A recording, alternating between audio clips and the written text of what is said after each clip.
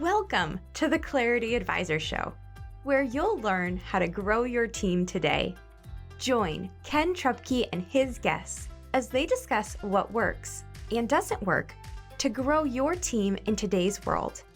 And now, your host, Ken Trupke. Hello, and welcome to the Clarity Advisor Show.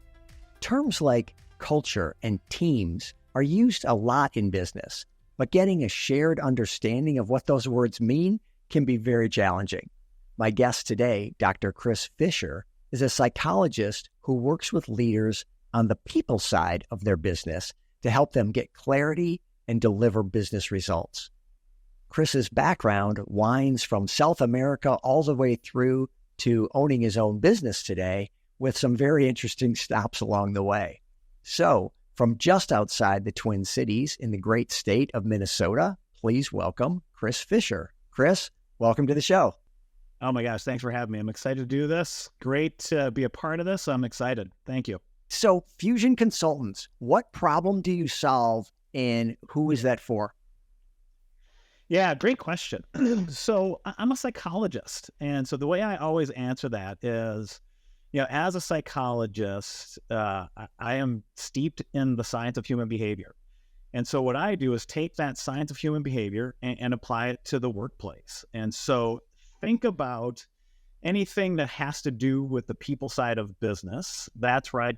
Think I can probably be inserted or to help with or to be a part of that. So it's helping organizations on a number of different things when it comes to that people stuff. So it's assessment work, it is development work, succession planning, performance management, change management. It's anything that kind of has to deal with that intersection with, hey, as a company, where are we going? What are we trying to accomplish? What are our strategies, objectives, all those kind of things? And what do we need people to do to help us get there? And so that's where I can come in and say, hey, yeah, let's understand, let's get real clear about what you're trying to accomplish. Let's get real clear on how we need people to show up. And let's try to help figure out how to get them moving in that direction and pulling together as teams to go make that work. So yeah, just that science of human behavior piece, working in the workplace. And who is typically bringing you in? I mean, what position in a company is saying, hey, we should really get a psychologist in here to do some organizational development work? Yeah. How many people say, hey, let's bring a psychologist in to do organizational work? Let's be honest. That's not a phrase that comes out of people's mouths too often. I have historically been brought in. CEO level is not uncommon, actually. And what I mean by that is, people typically go, oh, you're in HR. Oh, people side of things. You must be always brought in chief HR officer or VP of HR. Yes, that is absolutely true. And that is an easy place to get started when it comes to that people side of business. But it's not uncommon for me to have CEOs, come and approach me and say, here's what we're trying to accomplish. Here's some things that we want to be doing. Here's some changes that we're trying to implement. How can you help us get there? And it takes a little bit of them getting to know who I am to help them with that leap. Because again, it's not like people are looking out, when they say, gosh, help me solve problems with my business. They go to, psych.com to help look for that therapist kind of person. But once they understand that crossroads of science of human behavior and the organizational side of things, it's not uncommon to have CEOs bring me in. I've had VP of sales. That's another one as well. You think about sales structures and sales folks and the pressures that we put onto our salespeople and all the psychology that can go into that. It's not uncommon to say, hey, you need to grow revenue. You need to bring in more money. You need your people to be doing things differently to help with that. Let's talk about that. Let's work on that. Let's put things together so we can help them with that. Just recently, I had a salesperson, sales VP, reach out to me, and we're going to talk about the stress management side of being a salesperson. How many times you have to take no and take that punch and, get that beat up and dust yourself off and go,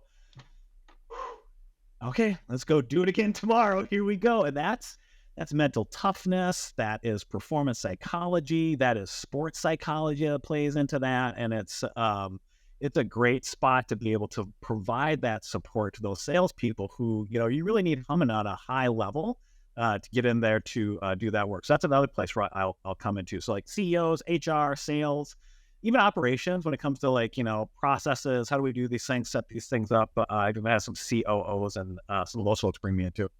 Okay. Yeah, that makes a lot of sense. And I'm totally with you on the sales side. Sales is so much psychology. And what I found is it's both for the salesperson, like all the things that you said, taking the punches of the no, no, no, and all that rejection. And how do you stay in the game? And how do you move forward when that's your day in and day out reality? And then also on the prospect side, how do you connect with those prospects? How do you figure out where they're coming from so that you can have a better conversation with them and really figure out, can you help them and help them understand how you can help them? And it's all people stuff, and it's all so psychological. So yeah, no, that makes perfect sense to me. I love it.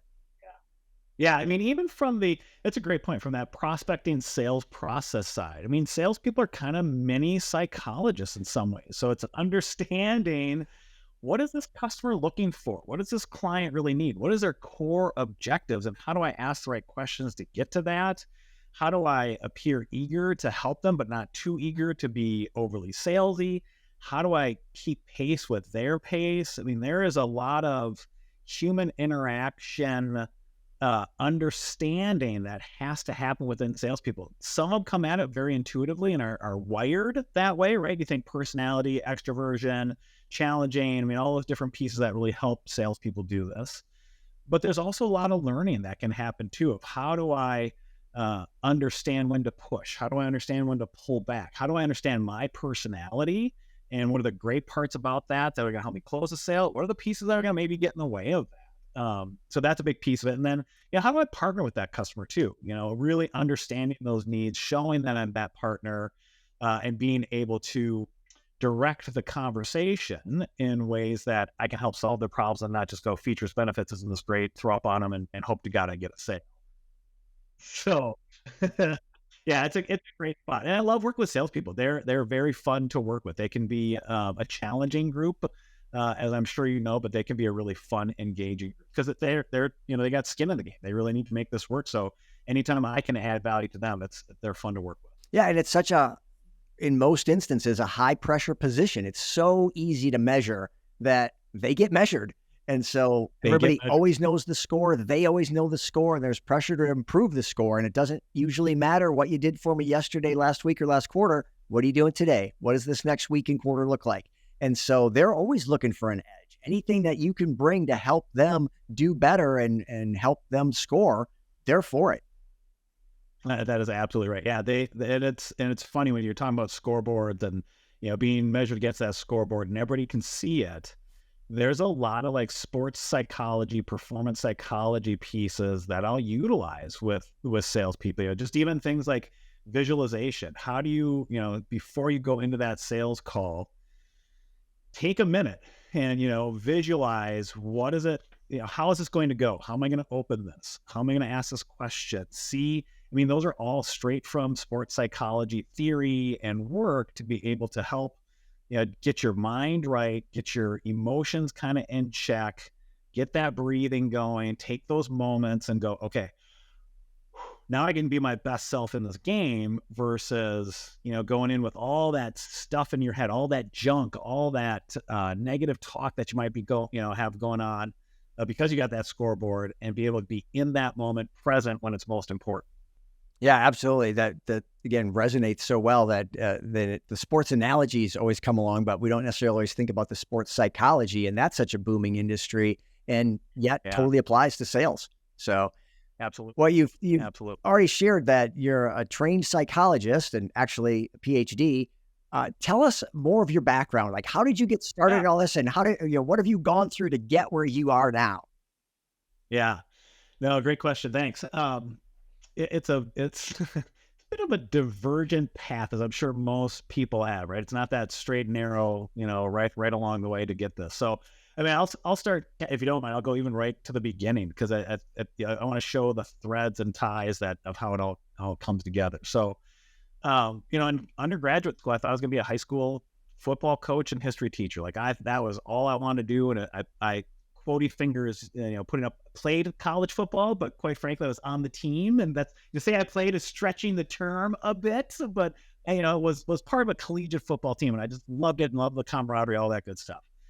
graduated from college and actually took a year to go to Central America and teach. So I was a volunteer teacher, and I bring that up just because it was one of those broadening experiences, going to a different country, going into a totally different culture, immersing myself, and working and living amongst those folks. It was a great experience. And so as I am getting older, my kids are getting older. I just had a daughter who did some volunteer work. I always encourage people, like, take that year, go do something fun, do that big adventure. You'll never know what's going to take you, but go do that. So that's my little lesson with that piece. Got out of that, or finished that whole process, didn't get out, finished that process, being a volunteer teacher, loved it, and came back to the United States.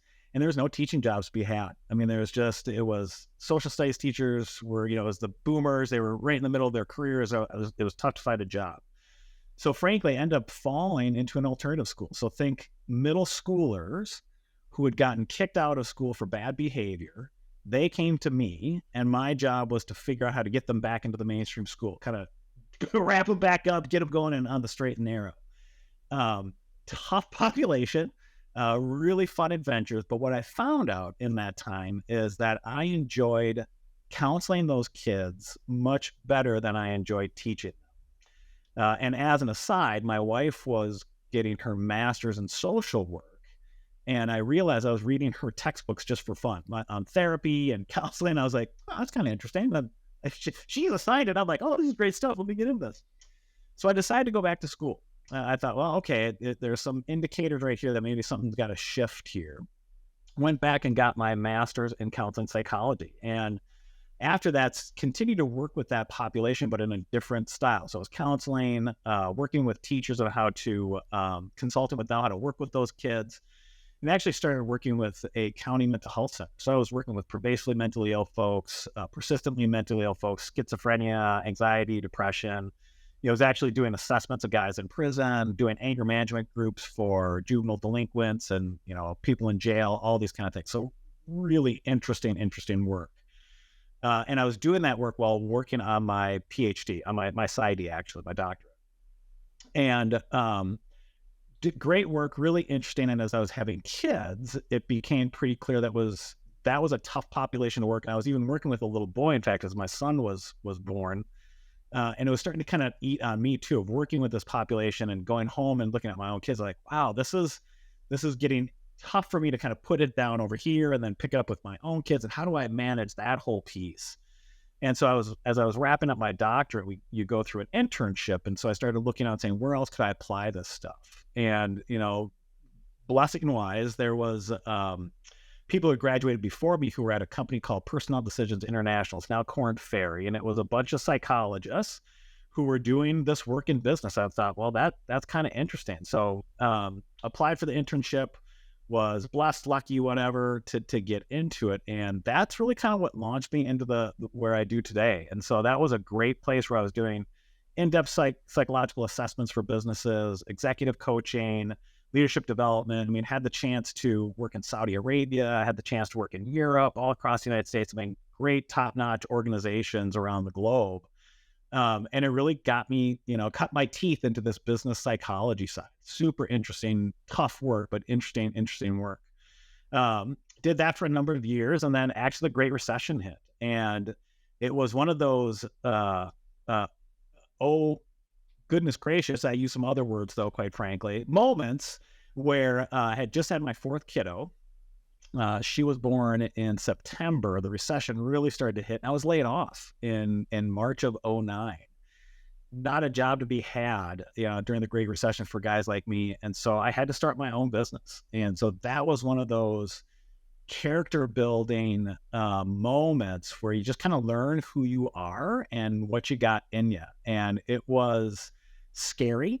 It was, my brother, I remember he was a business guy, and he took me on almost a retreat, if you will, where he and I went rock climbing. He's like, all right, let's get your head right.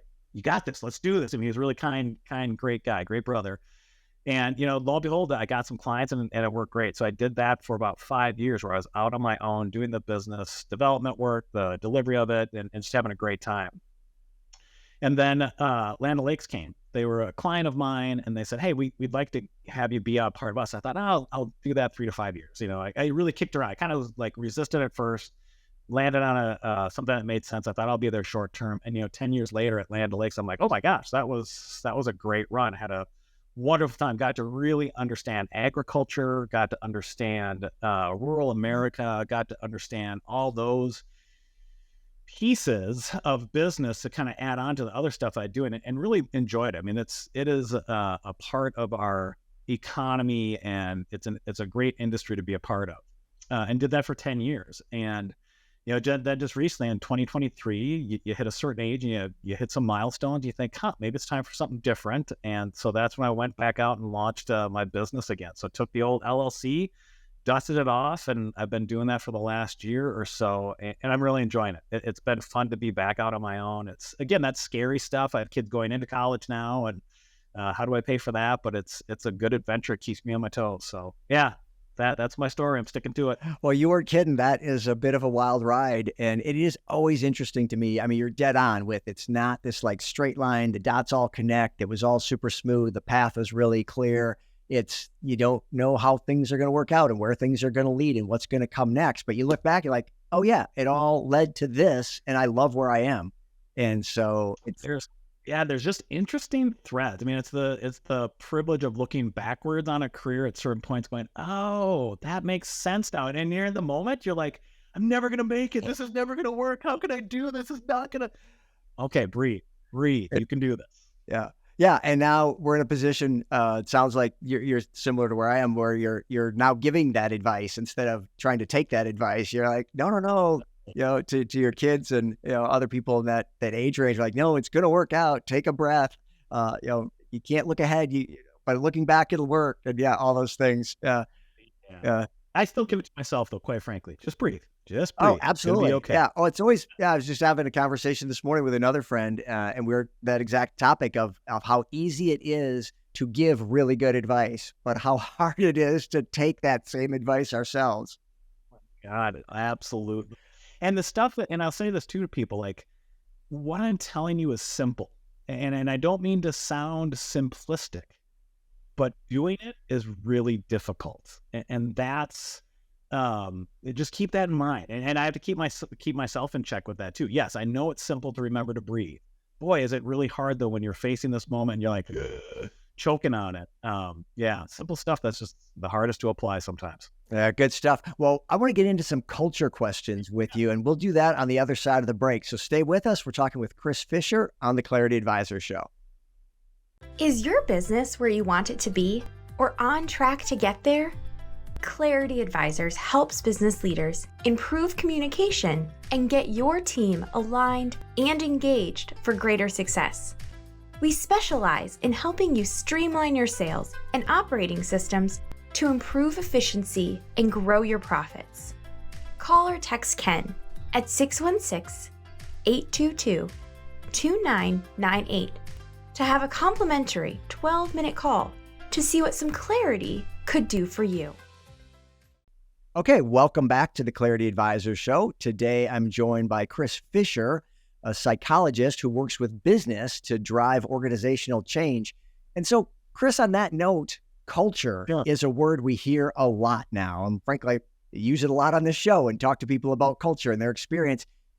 One thing that seems to be a theme, though, is that people are a little bit maybe dissatisfied with the, quote, culture of their organization, that they hear, well, they say these things, but they don't necessarily do these things. What are you seeing out there about culture? Why is it so hard to actually walk the talk, and what's going on there? Yeah, it is a hot topic. And I do hear culture kicked around quite a bit as well. Glibly, what I'll talk about is, unless you're very intentional about the culture that you want to create, you will unintentionally get the culture you deserve. Right? And what I mean by that is, organization. What is culture? Let's back up a little bit and so explain that. So what is culture? Culture is a big word that I think is very, very nebulous, and people use it in all sorts of contexts and different definitions.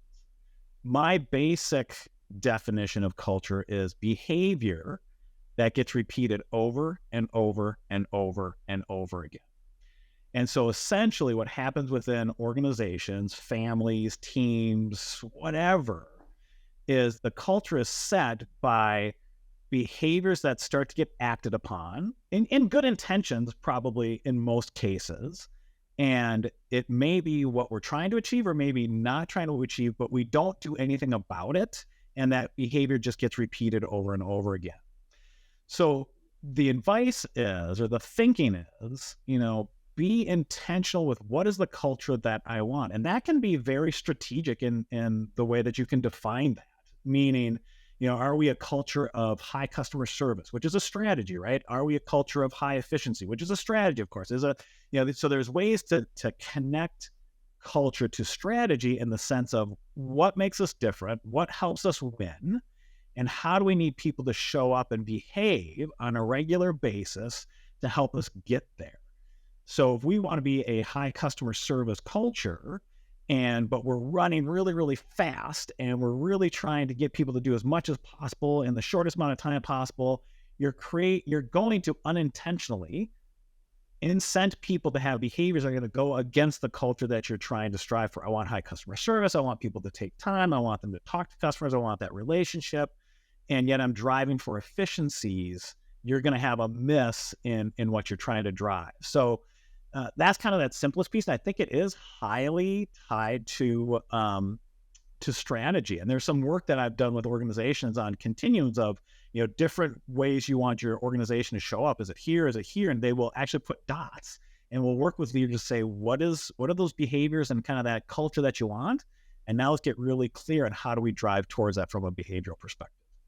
So what prevents companies from truly implementing the culture they intend to have? And instead they get, what did you say? They unintentionally get what they deserve.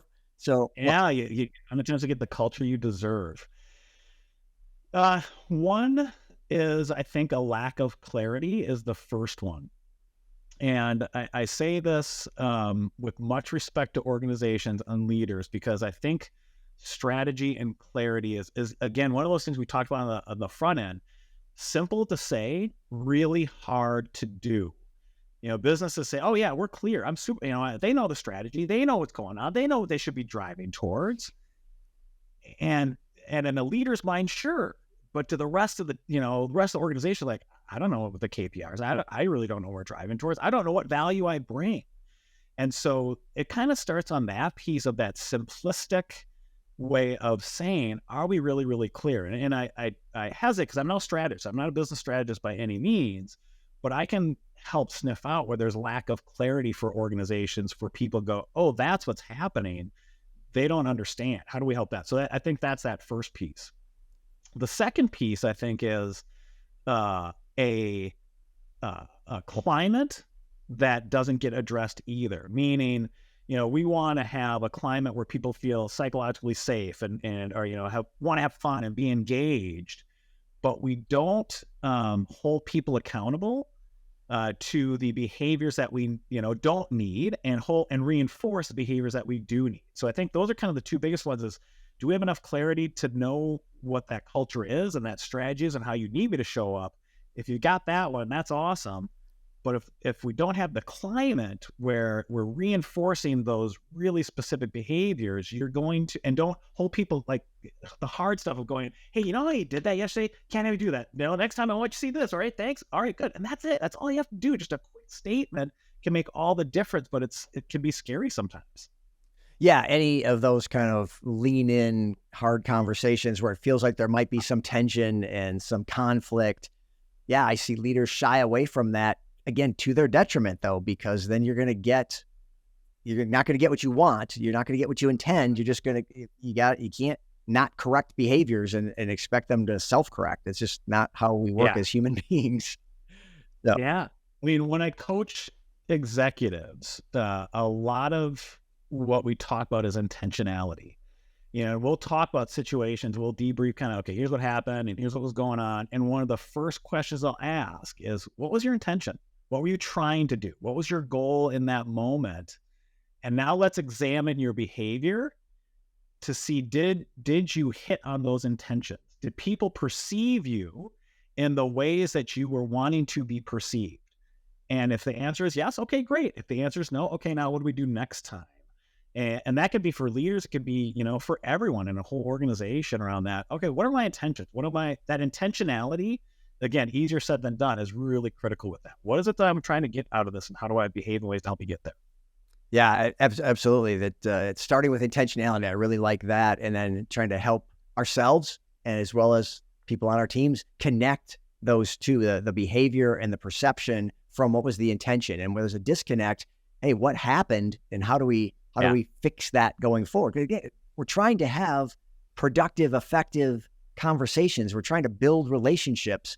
We're trying to get the results that we're trying to get. That intention is supposed to be connected to the result. And when it's not, we got to lean into that, say, what went wrong and how do I fix that? Yeah. And I've worked with a lot of people, and nobody kind of wakes up with the intention to go, God, I can't wait to be the world's biggest jerk today. It's going to be awesome.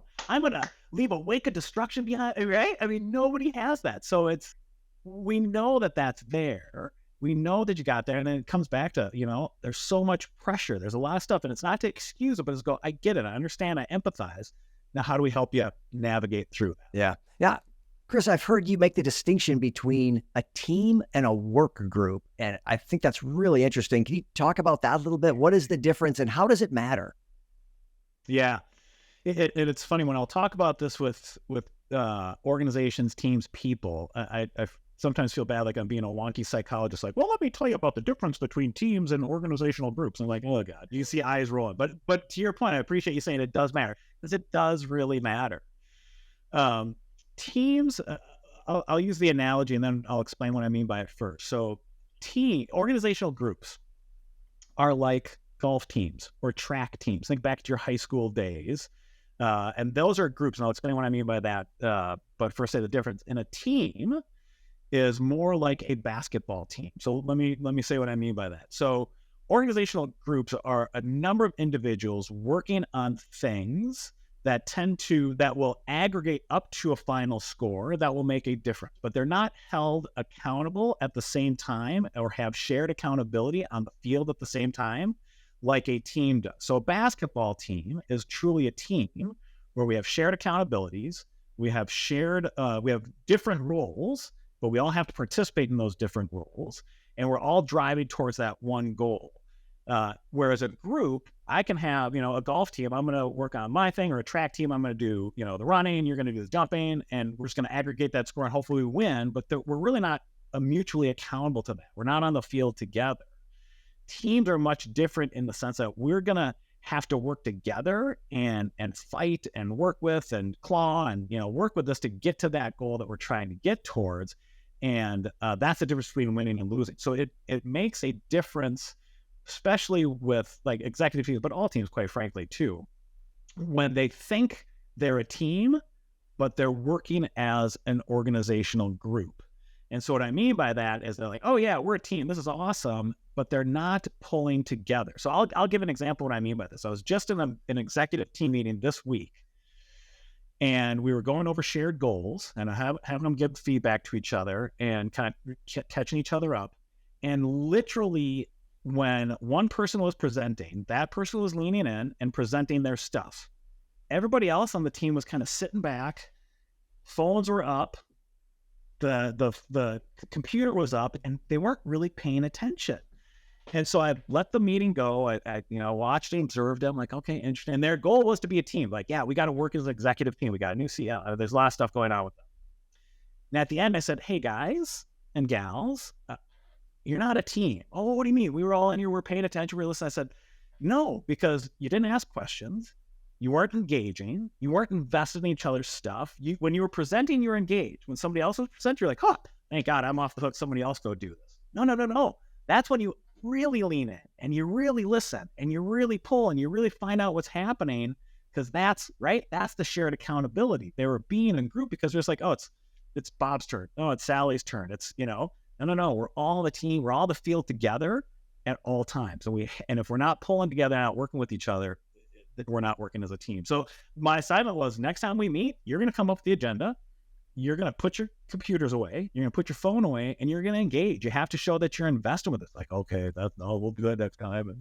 But it makes a difference. It makes a huge difference. And we know those meetings and those teams intuitively. We've been on those work groups that say they're teams and they're not engaging meetings. You're like, okay, I guess we're here. Decisions aren't made. Problems aren't solved. You kind of go, yep, I hope they solve that stuff. I hope they get their problem solved. And I'm, I got to make sure my stuff's together because I don't want to be the one that gets the poor score. But that's not engaging. When you're all pulling together, it's a totally different feel and a totally different environment and atmosphere for that teamwork.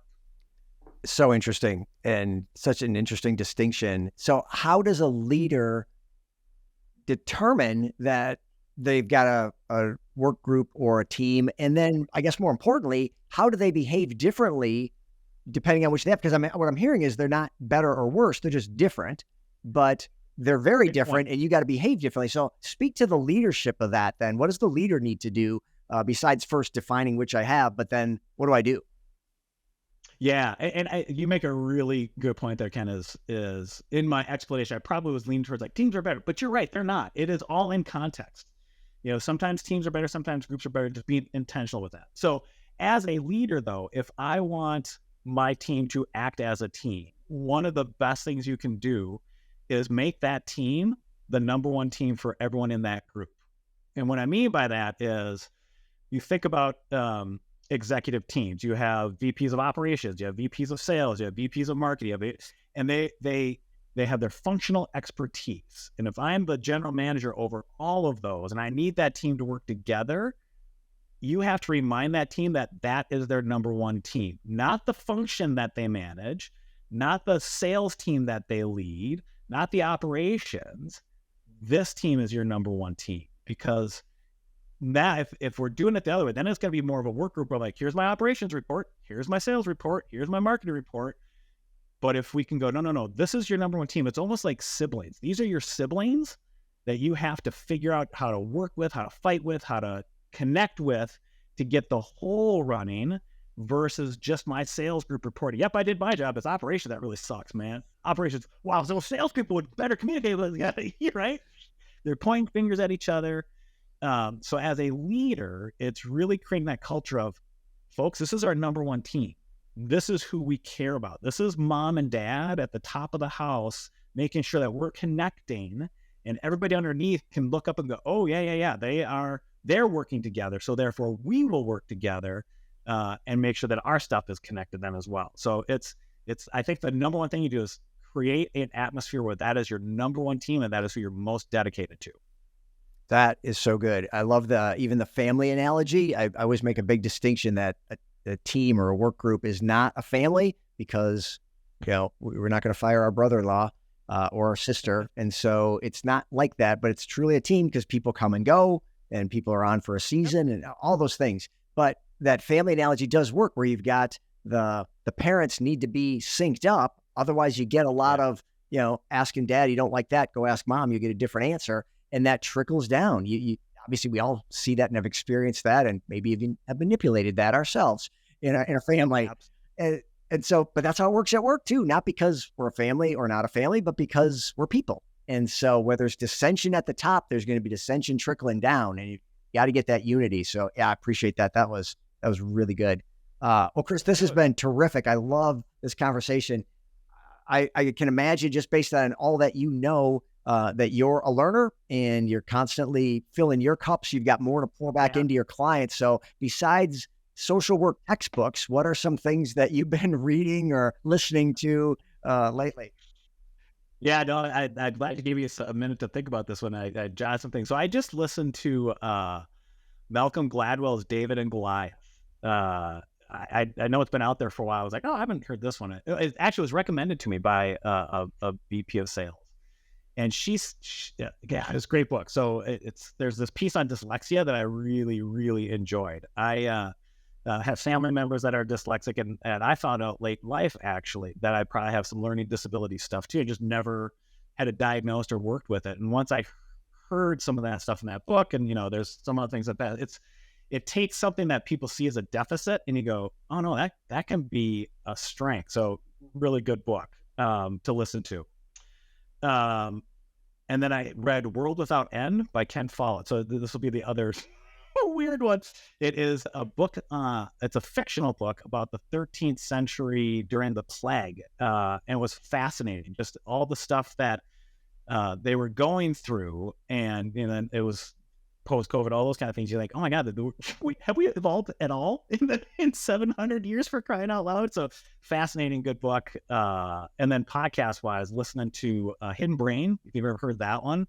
Great podcast about psychology and applying psychology to a number of different things. So yeah, those are the hot ones right now. Yeah, well, and I heard you on our mutual friend Joe Mosier's podcast, which I'm going to link in the show notes because that was such a great conversation. And you guys covered stuff that we didn't, other than the team and the work group thing. It's all different stuff. And so I highly encourage listeners, if this was a meaningful conversation for you, go check that out, because that was fantastic stuff too.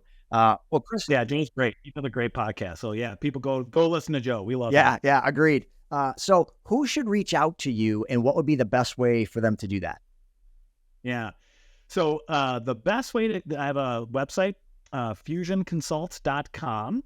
So you can go on there, and all my information is in there. You kind of see all the things that we do.